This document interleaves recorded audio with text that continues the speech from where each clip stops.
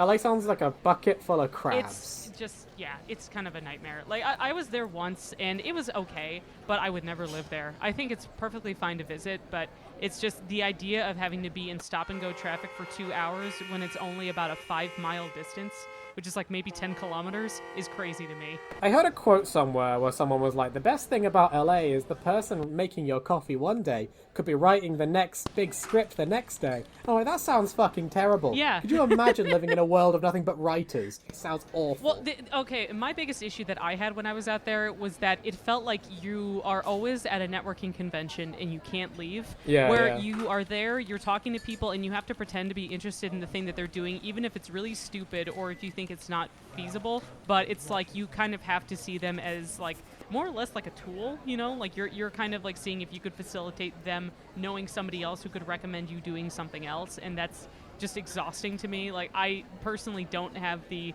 like mental bandwidth to be able to handle that, like just trying to talk to people and be like, oh hey, I saw that you were involved with such and such project, and then they go on about like they're trying to make this startup about like just instead of like those food boxes that they send in the mail, it's just guns, which I'm like, that would definitely take off in America, but is it a terrible idea? I want to make Tinder, but you look at pictures of people's feet.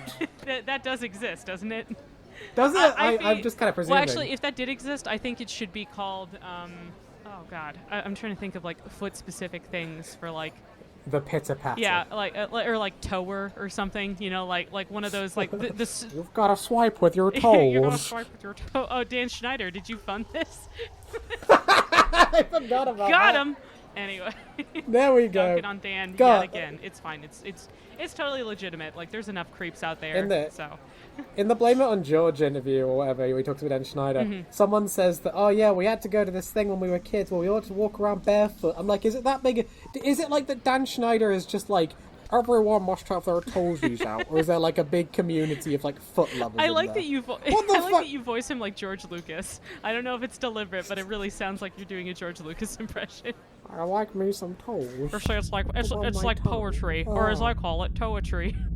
Gross.